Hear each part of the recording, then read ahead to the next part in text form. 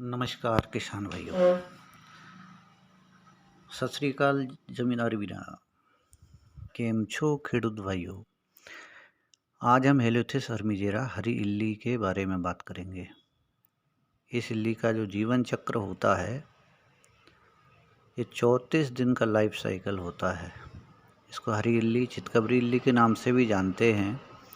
ये चने की फसल में, अरहर की फसल में, तंबाकू में, कपास में, टमाटर में, भुट्टे में, ऐसी कई फसलों में इसको देखा जाता है।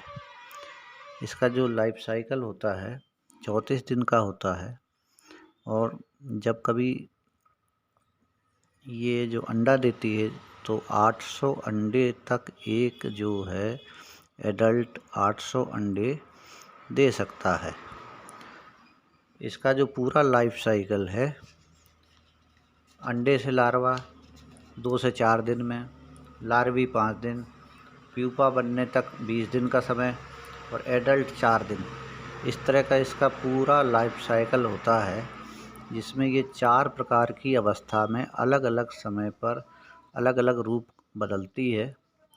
पहले अंडा होता है, फिर उसके बाद में उसमें से लार्वा यानी कि इल्ली निकलती है। ये लार्वा 12 से 15 दिन तक खेत में रहता है, नुकसान पहुंचाता है, फलों को कुतरता है, काटता है, नष्ट करता है।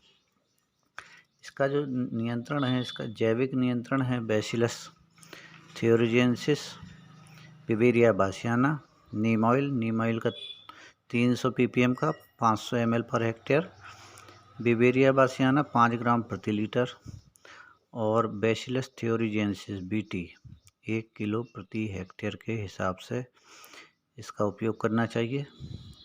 ये जैविक नियंत्रण के उपाय हैं। इसमें जल्दी से जल्दी नियंत्रण मिल जाता है शुरू की अवस्था में। अगर इस से भी काम ना चले तो किसान भाई को फिर रासायनिक नियंत्रण की ओर जाना चाहिए। रासायनिक नियंत्रण के लिए कुछ बातें ये ध्यान रखनी पड़ती हैं कि जैसे फसलों में जो पेस्ट का जो अटैक है वो किस तरह का है, इसलिए आप उस पेस्ट अटैक को समझ के उपयोग करें। रासायनिक नियंत्रण में आप एसीफेट का उपयोग कर सकते हैं, इमामेक्टिन बेंजोएट का उपयोग कर सकते हैं, इंडोक्साकार्ब का उपयोग कर सकते हैं, प्रोफेनोफॉस है और स्पाइनोसेड है।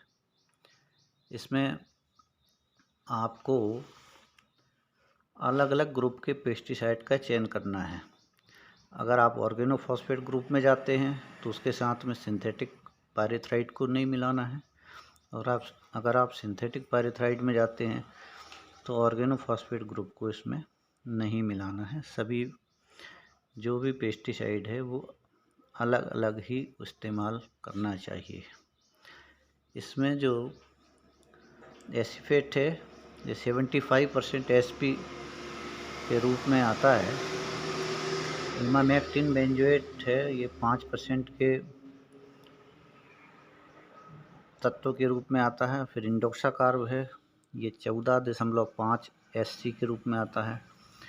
प्रोफेनोफॉस जो है वो 50% इमल्सन कॉन्सेंट्रेट ईसी के रूप में आता है और स्पाइनोसेट 45% एससी के रूप में आता है।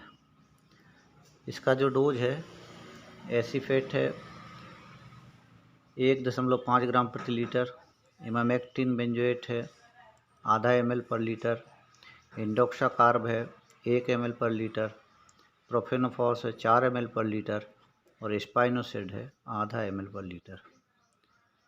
जैसे कि एसीफेट की मात्रा 1 हेक्टेयर में 780 ग्राम प्रति हेक्टेयर की मात्रा लगती है। 200 लीटर पानी में इसका इस्तेमाल करना चाहिए।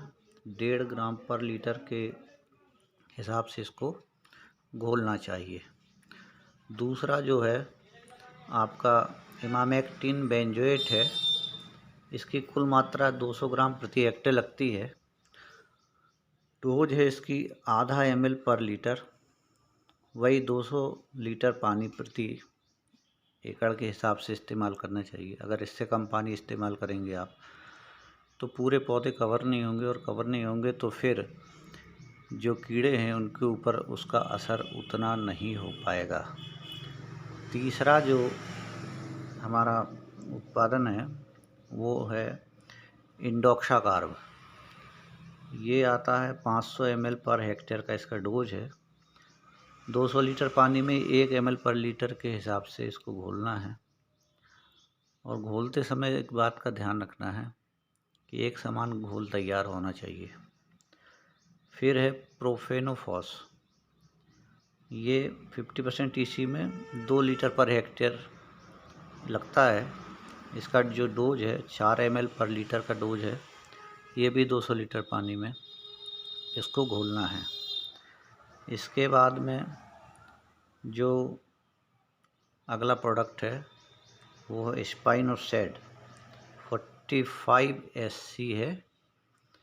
ये 200 ml पर हेक्टेयर का इसका डोज है और आधा ml पर लीटर के हिसाब से 200 लीटर पानी प्रति एकड़ के हिसाब से लेना चाहिए और एक समान घोल तैयार करके इसका स्प्रे करें। इसके बाद जो आप हमेशा सभी कीटनाशक के डिब्बों में हरा त्रिकोण, पीला त्रिकोण और लाल त्रिकोण जो देखते हैं आप, उसमें हरा त्रिकोण का मतलब है ये कम तीव्रता का कीटनाशक है। पीला त्रिकोण देखते हैं उसका मतलब है मध्यम तीव्रता का कीटनाशक है, और लाल त्रिकोण जो देखते हैं वो इसकी तीव्रता अधिक होती है। इसलिए किसान भाइयों को सबसे पहले ये चाहिए कि हरा त्रिकोण वाले पेस्टिसाइड का इस्तेमाल करें। अगर उसमें नियंत्रण नहीं मिलता है उसके बाद में पीला त्रिकोण वाले पेस्टिसाइड का इस्तेमाल करें। इस प्रकार से अगर आप इस कीट की जो 8 जनरेशन पीढ़ियाँ होती हैं और उसका अगर आप ध्यान दे देते हैं तो एक फसल में इसकी 3 पीढ़ी होती हैं, यानी कि 3 बार की पेस्ट अटैक को अगर आप कंट्रोल कर लेते हैं तो आप अपनी फसल को बहुत अच्छे तरह से बचा सकते हैं। इसके नियंत्रण के लिए फेरोमोन ट्रैप और लाइट ट्रैप का भी इस्तेमाल करना चाहिए, उसका भी आप इस्तेमाल करें। बहुत बहुत धन्यवाद भाइयों।